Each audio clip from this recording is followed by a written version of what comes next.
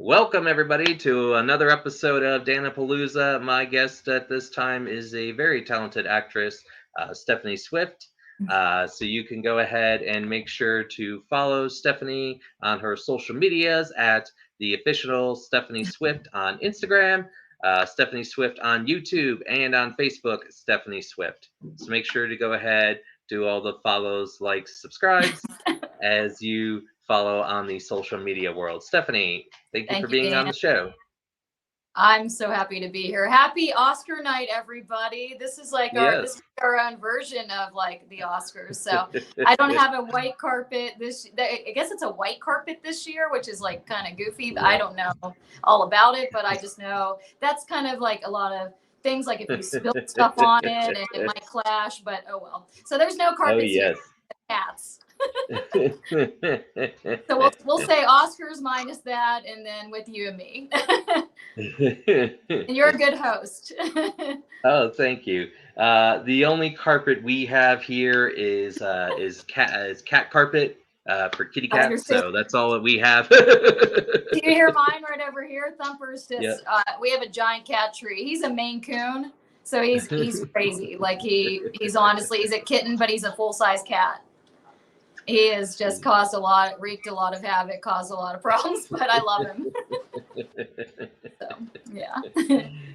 It's great. Yeah, mine is trying to figure out how to pull the blinds. That's our big dilemma today. Oh yeah. Oh, they figured that out. Watch out, man, because it's like downhill from there. So it's not good. I'm pretty sure she gave up on that, and she just looks at me to do it. Well, that's good. I hope it stays that way. Yeah.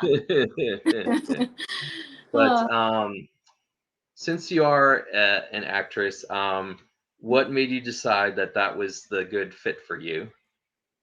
I think it was a good way to channel energy as a young child that wasn't going to get me detention or be like grounded, although I still got grounded. But and I think it was just more a natural fit for me wanting to be a performer. At a young age, I really loved to just break into song and dance at the grocery store for total strangers, just because I love to entertain people and to talk to them and get to make their day better. I mean, I don't know if it was any good, so it might have not made their day better, but like in my perspective, it was a great way to connect with people. That also is something that I share with my group of friends and with my husband. So it's really helped me make connections that have become lifelong connections for me. So, I mean, we're all human, and they say all the world's a stage. And I do truly feel like a lot of the aspects that we deal with in theater, film, music, dance, any kind of performance art connects us all as humans and helps us all relate to each other better. So I think that was just a good natural progression for me to do that in my life. And was there a certain performer that you kind of gravitated towards, that you looked up to? I really loved musical theater first and foremost in my life. I was a huge Barbara Streisand fan. I mean, just even any of the films she ever did, I just always respected her as a performer. I also loved Cher. I mean, it was just kind of, I really loved a lot of strong female performers that growing up, I would watch or listen to, even like Julie Andrews. I mean, The Sound of Music was something that I would watch constantly. I didn't care that I'd seen it like 10 times, in a month or whatever. When it was on, I would watch it. And I just wanted to be in those films. Like the film versions of the musicals are always a little bit different than the stage versions, just because of how they have to actually put them on. But an example of one that I saw recently that I actually didn't care for the interpretation was West Side Story, which West Side Story is a show that Butler put on. It was before I was old enough to audition for it, but Butler High School did it. You have to have really strong performers, especially dancers and vocalists, and or you don't have good Sharks and Jets, you don't have Maria, you can't do it. And the one that I saw that was Steven Spielberg. I love Steven Spielberg, but I gotta say, it was like, this doesn't look like the streets of New York and Puerto Rico. I mean, it was just all glamour and glitz. And I like the raw quality of a stage show for something like that. So for me, it's like if I can be involved in productions that I feel have like those kind of core musical theater principles, I that's my kind of jam. But I mean, if Steven Spielberg asked me to be in one of his like, musicals, I wouldn't say no. But I haven't been in a musical though for like 7 years, and that's really it's sad. I haven't auditioned for them. I haven't seen any show that it's like I'm dying to do this one because I've done all film and well, little theater with my husband, and I've gotten away from musical theater. So I hope to kind of gravitate back a little bit toward that too. Yeah, I feel that I have also progressed away from that. I did theater for a long time, and then um, I kind of left just because work and job and everything changed, and like Mm-hmm. um, it was easier with film because it was like I only Yeah, had to do a couple of days, as opposed to like sure. all the rehearsals and everything and just doing all that, and like And it's a commitment uh, on the weekends, and especially if you have a job yeah, where you can't be flexible, let's say like Friday night, Saturday night, yeah, Sunday day, then that makes it harder to do those kinds of shows. Although so many indie films are Fridays, Saturdays, and Sundays because it's people's side job, or sadly, it's not like their primary source of income and or living, which the goal is to make that the main source of income in their living. But I know that Rick and I were just talking about how we would love to do like, just even like a stage show that's local that we could do that's sort of on a fast track. So it could be like maybe a month of rehearsals or less, and then like one weekend. So hopefully that'll happen in the next like 6 months, but we'll see. So it's just when there's a show that comes up that we really want to do, we'll probably audition for it. And musical theater, I feel the same way.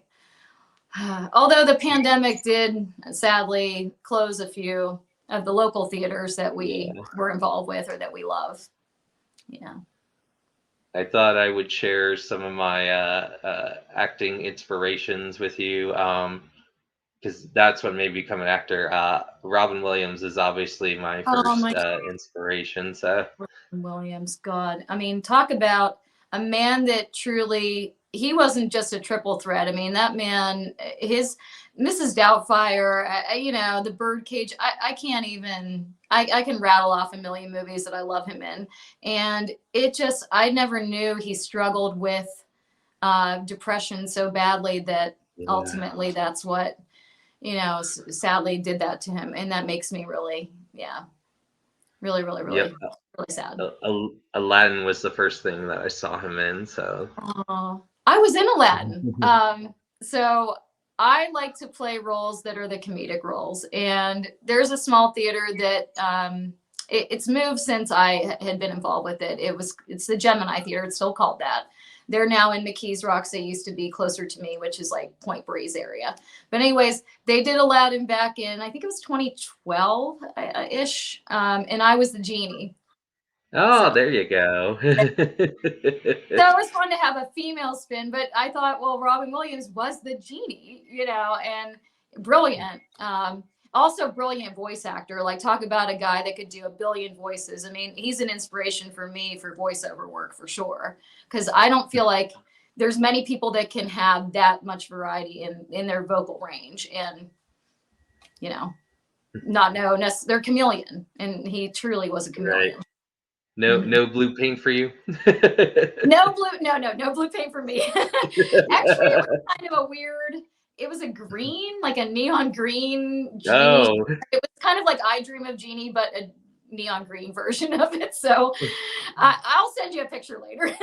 it's like Yeah, a I had nightlight a genie that stomach. you plug Yeah, in. that's right. That was like coming out of the bottle, but no, it was a little bit different than that. But yeah, not the same, quite the same dynamic. Yeah.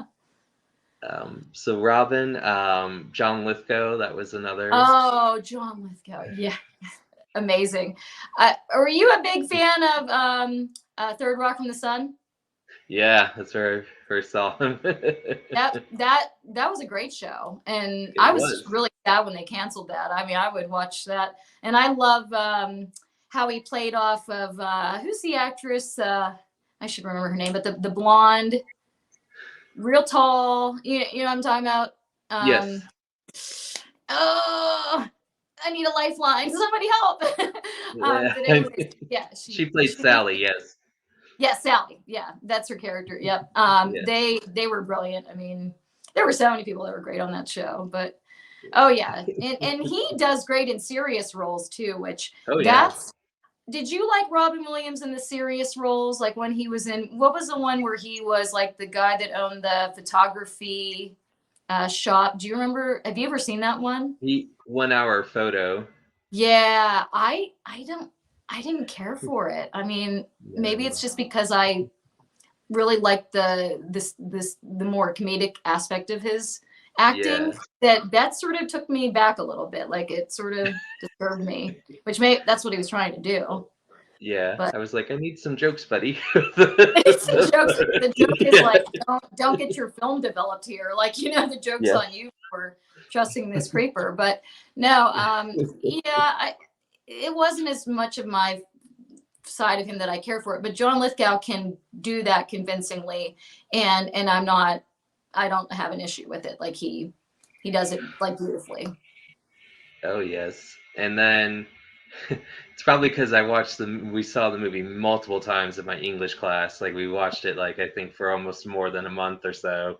But and then Jurassic Park, but Sam Neill, that's the third. Oh yeah. Now, Jurassic Park, I have to say, the production value of it over time, it Mhm. stayed the same, but I feel like the acting suffered for it. Yeah. I mean, did you like Bryce Dallas Howard in I think she was in the third one, or was it the one Um where she had like the bob and. yeah, I thought it was all right. I was more interested in the dinosaurs. Like I liked that they had the pterodactyls more, and Hmm. I was more interested in what Sam Neill and the dinosaurs were doing. What has he done lately, though? I haven't seen a lot of him. He was just in Jurassic World Dominion. Okay. And I haven't seen it yet, by the way. Yeah, I'm I sure just you watched it give last night. spoiler alerts, and I'm cool with that. Like, hopefully, Um, I guess he's still around. So yeah, he was in Jurassic World Dominion. I just watched it, but they're trying to put the newer actors, forward, like like Chris focus on Pratt that and all of over. them, and mix the old ones with, Jeff Goldblum and Sam Neill, like in the one movie. Did you know Jeff Goldblum is from Pittsburgh? Yes, yes, I Yeah, did. he grew up in Squirrel Hill, which Okay, yeah. yeah, he is also a musical theater performer, and he was the lead in The Music Man back Oh in, I wow. think it was like the 2010-ish time frame. And because when Rick was with Howard Hanna, then his mother, and Rick's still with Howard Hanna, so am I, but Okay. his mother was a real estate agent in the Squirrel Hill office of Howard Hanna, Jeff Goldblum's Oh. mom. Yeah. So kind of a little interesting connection there. But yeah, so he's the Pittsburgh connection. So is what is his name? Keaton. Why can't I think of his first name? Keaton. I'm drawing.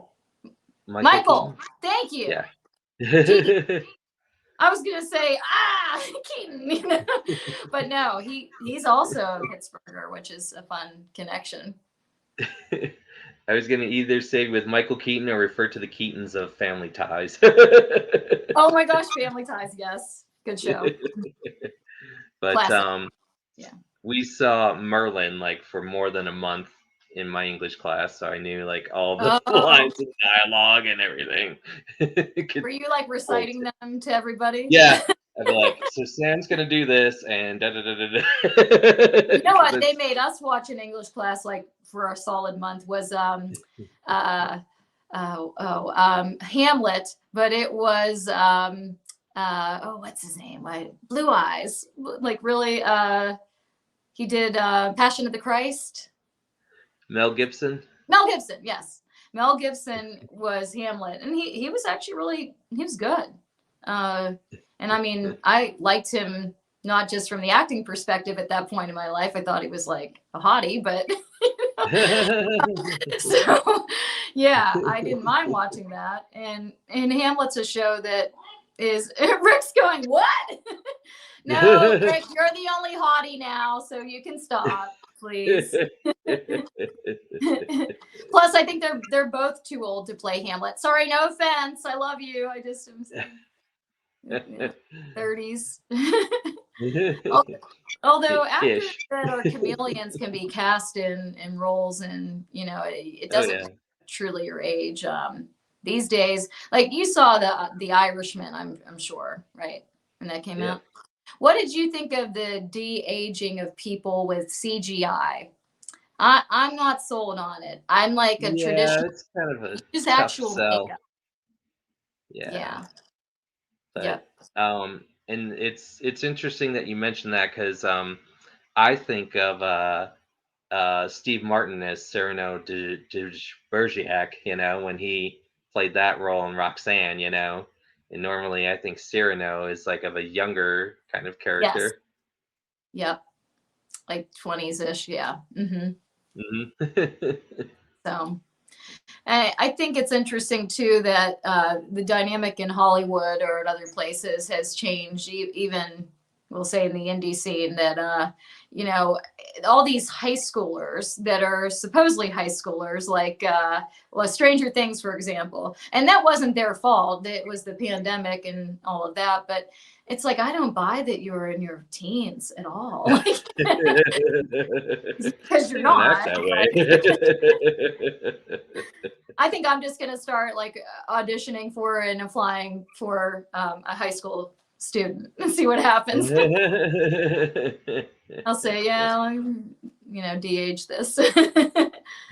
But no, Unless, what I like um, too is that as we both are, we all age, all of us do, is the more meaty or fun roles that I think have a lot of substance to them that I've been playing lately are truly like women that are in their like late 30s, early 40s, like I am, and that have a backstory and have a lot of life behind them versus someone that's just kind of new to life and doesn't necessarily know how to handle a situation. That comes with age. I was gonna say if they shot Never Been Kissed, that was somebody who was older who played a high school student. So if they make that again, could do that. That's that's a great movie. I would say Drew Barrymore is probably one of my top five actresses. She's Oh there. yeah. Did you see the one that's up for a ton of awards tonight? I'm sure you probably did. Everything Everywhere All at Once. Did you see that one yet? Mm, I don't remember if I did. I don't Okay. believe so. It's okay because honestly, the young man who played Harrison Ford's sidekick in the original Indiana Jones. He Hmm. now returned to acting like a couple of years ago. He's been doing things here and there, but he plays the husband in this film opposite Michelle Yeoh, and he's amazing. Like he should have never. Not that he wasn't in films. It's just he didn't do things that people knew about. And this one, I mean, if he doesn't get Best Supporting Actor, there's something wrong there. But he doesn't. He's somebody that hasn't aged. You look at him and he is that little boy, but now a man. Like the exact Are you same. referring to Ki Kwan? Yeah, Kikwan, thank you. I was like, I Yeah. know I'll probably mispronounce his name, so I'm glad you went there. But yeah, he was, and he was in the Goonies too. Yeah. And I mean, he was Data. great in that. But in this, he kills it. I mean, and so does she. Actually, everybody. And Jamie Lee Curtis. And I think my mom, I was looking at my screen, she just said, "Yay, Jamie Lee Curtis." So I guess that means something. Like maybe she won Best Supporting Actress. I don't know, but or my mom just saying, "Yay, Jamie Lee Curtis." So Uh, I'll have to ask her later when we're done. But exactly. well, Is everyone should there be some watching this, not the Oscars, anyways, when this is released in like 15 or 20 minutes. is there certain performances that are near and dear to your heart as far as the stage and film?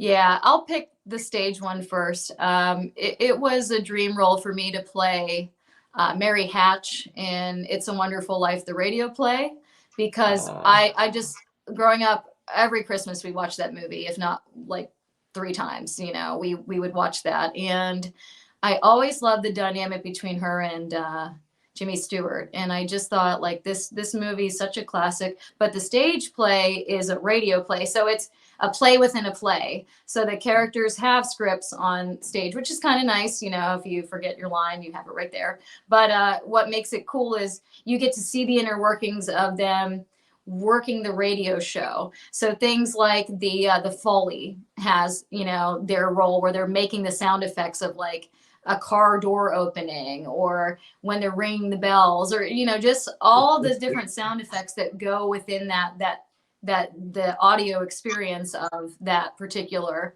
play are being shown live on the stage. And then you also see the dynamic between the actors when they turn off the on-air sign. So whether it's like, you didn't do a great job with that, like, I can't believe you just said that, or that wasn't your line. So it was really fun to play that dynamic. And it sort of, radio is one of my loves too, because that's my background. I was among other things, I was hoping to maybe be an on-air personality. And for a few years, I did work a couple of different radio programs, including the Delilah Show. Huh. Who's on your heart? She's actually a very nice woman, but it wasn't quite the progression that I wanted to take with my life. So I enjoyed, though, that particular play for a role that I would say is a dream role that I got to fulfill. Now, film, because a lot of these are roles that were written specifically for that particular project, it's not that I've been able to fulfill a dream role in a film that I knew about, but I would say probably my first and foremost favorite role that I had was my character in Massacre Academy, which was Dr. Brady, because I am a big nerd. It was a perfect fit. But it's also the question of, is she good or is she bad? Is she a villain? We don't know. It's kind of that dynamic where you don't know what the character's true intentions are until the end, when you find out, she's not so bad. But that's a role that I would say became a true role that I am so pleased I got to portray. So that would be up there for sure. Musical theater. Ooh. This one's odd. Okay. So I went to an all-female college, and we did an all-female production of Jesus Christ Superstar. Oh, wow. And yeah. So talk about taking a show that maybe isn't one that people would say should be all-female, but we pulled it off very convincingly. And I got to play Pontius Pilate. And the scenes between myself and the woman that played Jesus were really some of my favorite I've ever shared with someone on the stage, because I was almost in tears myself from what I had to do in the play, or in the musical. And vocally, it was very challenging to do that part. There's one part that's just literally Pontius Pilate, like, it's almost like a rap. In high pitch too. It's like, where is this Jesus? How is he different? You Jews produce Messiahs by the handful. Like, it's like, and like, it had to be at that level for like 4 or 5 minutes. And one night I did screw up the lyrics. It was bad. I was like, oh, and I was so mad. But I went to the third verse first, but my brain allowed me to go back to the first verse second. So like, did that make sense? I did the second verse in the right place, but I put the third verse where the first verse should have been. But I didn't really miss a beat. I mean, that was very fortunate that I could somehow do that. But when I started to sing it, I knew the words weren't right, but it still went with the tune. So it was okay. But I think everybody in the orchestra and, the cast looked at me like, what is wrong? So that's one of the scariest moments that has happened on stage when it comes to, not being in the right place.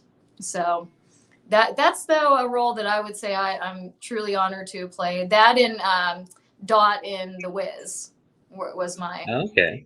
dream role that I got to play that was really, really cool. Yeah, I got to do that at Butler, so that's where I'm from. And yeah, I had that opportunity, so I love Awesome. it. Yeah. Mine is playing Matt in the Fantastics. That's for the musical Oh, theater. that's a fabulous show. You know what's interesting is they have not done that around here that I know of, but I do know that it was very popular. We're about the same age, so I think it was really popular in like the early 2000s that people were doing the Fantastics a lot. Is that big, right? Yeah, Like that and Pippin was kind of another one. Pippin was really popular. Company. And I love Stephen Sondheim too. So Company is a show I would love to do. If they oh were yeah, auditioning Company right now locally, and I think they were in Butler, but Butler's like now an hour and a half from me, or an hour and 15 minutes. So I couldn't really go back and rehearse, even though my whole family still lives there, but I do not. But I saw that they were going to be doing that, and I was like, man, why didn't they do that around here? I'm mad. it it had its challenges because I was like 33 playing someone who's 15, so that was Oh, like see, we were just talking a about that. stretch for me. Now, what did they do with the other cast members? Did they cast them age appropriate, or did they just kind of cast whoever they could? Or It's whoever they could because the female was like 17, so yes. it was just interesting. You had various different ages, but I was like, I don't think nobody thinks I'm 16 at all. Like, I Oh, don't come think on! no You have one's to look at fine. your face. No. I mean, I did shave. I had no beard, but it was just like, Oh, what did you look like without a beard? I don't. I have to see this. yeah, I had without a beard, but I just think because of like how I look, like as my appearance, my body from then to when I look different, I just thought I was like too big to like, that I had to be, Oh. like smaller, because Matt's, kind of like he's not a really big guy, he's more kind of smaller character. So Yeah. I just didn't think that it fit, but I made it work the best I can. Well, sure. That's what this is all about. This industry and this business is all about making magic when it's hard to overcome obstacles, or, you may have to make, well, chicken soup out of chicken shit, like, Yeah. or salvaging what you can sometimes, because I know too that there's drama on and off stage with, it Yeah. seems like, just about everything that is out there, unfortunately. Artistic differences and artists can disagree, and I think it's making the best end product when sometimes it's truly a challenge to get to that place because of what Yeah. you may have butting heads, or what you may have with those challenges that you have to overcome. But for some reason, the show, we all do, and the show must go on, and it happens. So And it went usually. from doing that show to doing a play where I did a Middle Eastern character with an accent for the next show. So two totally That's polar very different big. opposites. Yeah, that's a big one. I've had that before too. Like yesterday, I did and I told you I was doing a film where I thought I'd have to be there today as well. And I'm grateful Yeah. that I got wrapped yesterday. Two other actors still had to go back and do the rest of it. But it's a short film called The Art of Dying Forever, and Okay. the character is different than other ones I played. She's a, well, not that I can't be a badass, but she's a badass government agent that isn't going to take any crap. Like, she's just going to tell it like it is, and she has an end goal, and she's not going to let anybody stop her. So typically, I play the more, we'll say, like, either like comedic element, like I said, with like Dr. Brady, or else I sort of play the more sidekick friend. So to do that kind of role where I get to truly be so like ominous and overbearing, it's like, this is really cool. And it's definitely a difference from what I filmed last month, where I was more of the not submissive, but more of the kind of diminutive character that sort of takes a back seat to the plot. And she has to do that because she has a secret to hide. So that it's two different dynamics, and I mean 2 different months, but also sort of studying the lines for both of them and making sure they're both distinctly very different. All right. Is there anything else you would like to say or promote as we wrap stuff up on Dan-A-Plooza? Wow, that was fast. I love Yeah. that. I can't even believe. I mean, we got through a lot of material. That was cool. Yeah, I would say probably the biggest thing I want to promote that's going to be coming up is The Fallen Apprentice. It's a Star Wars fan film, and it will be released between like May the 4th, be with you, and like July 4th. So between those two time periods.